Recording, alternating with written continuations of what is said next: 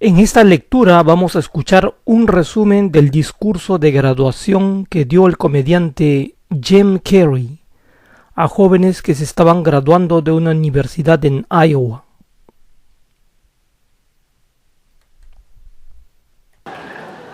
Now, fear is going to be a player in your life, but you get to decide how much.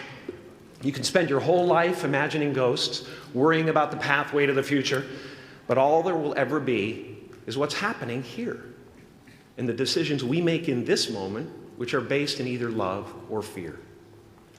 So many of us choose our path out of fear disguised as practicality. What we really want seems impossibly out of reach and ridiculous to expect, so we never dare to ask the universe for it. I'm saying I'm the proof that you can ask the universe for it. Please.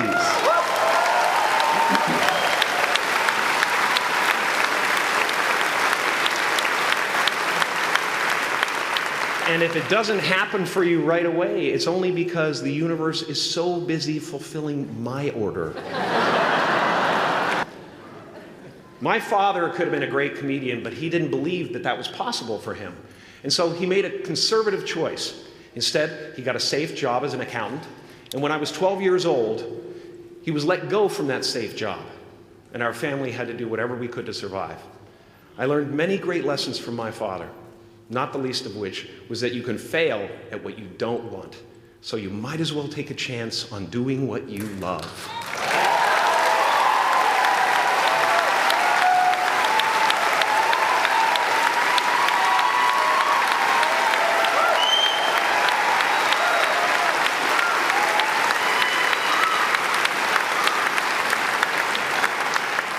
It's not the only thing he taught me, though.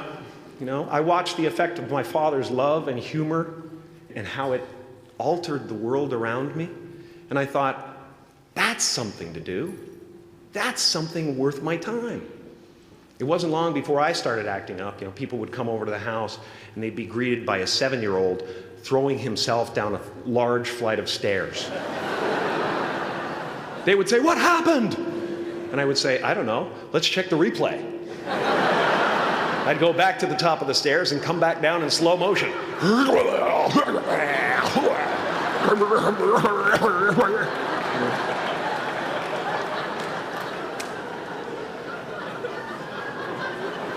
It was a very strange household.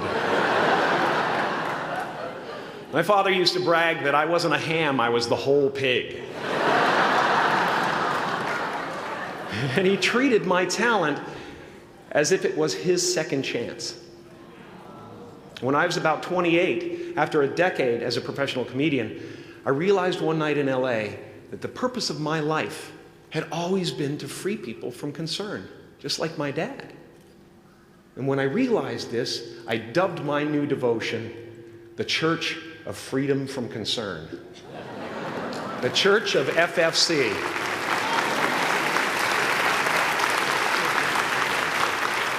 And I dedicated myself to that ministry. What's yours? How will you serve the world? What do they need that your talent can provide? That's all you have to figure out. As someone who's done what you're about to go and do, I can tell you from experience, the effect you have on others is the most valuable currency there is.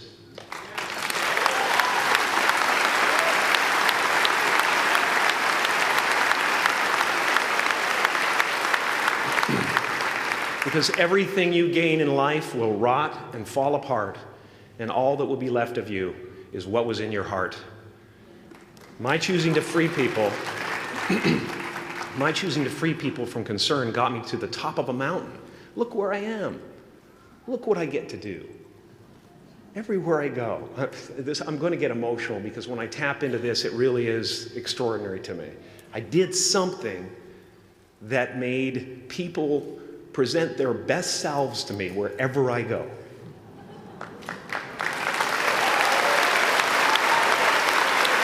I've often said that I wished people could realize all their dreams and wealth and fame, and so that they could see that it's not where you're going to find your sense of completion. Like many of you, I was concerned about going out into the world and doing something bigger than myself. until someone smarter than myself made me realize that there is nothing bigger than myself.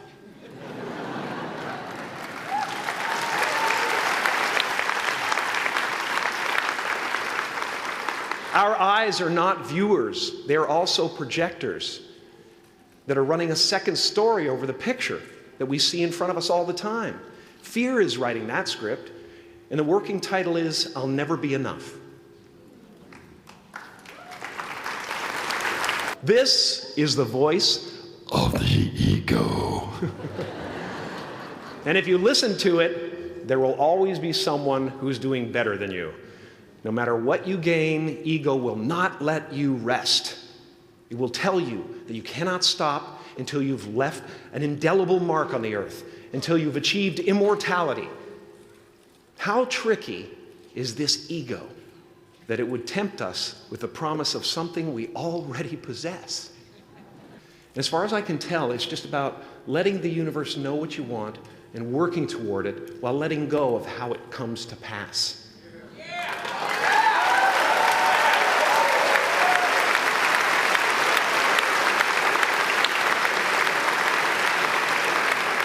Your job is not to figure out how it's going to happen for you, but to open the door in your head. And when the door opens in real life, just walk through it.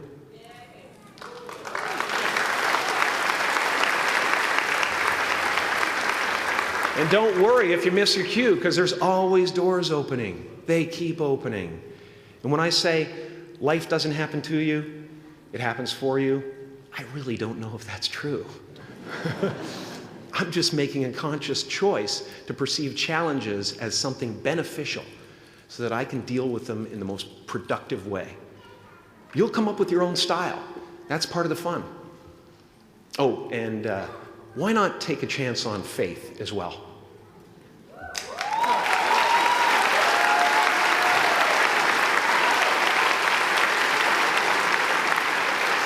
Take a chance on faith. Not religion, but faith. Not hope, but faith. I don't believe in hope. Hope is a beggar. Hope walks through the fire, and faith leaps over it.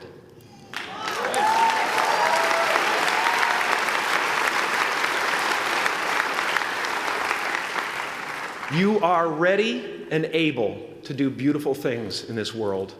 And after you walk through those doors today, you will only ever have two choices: love or fear. Choose love, and don't ever let fear turn you against your playful heart. Thank you so much.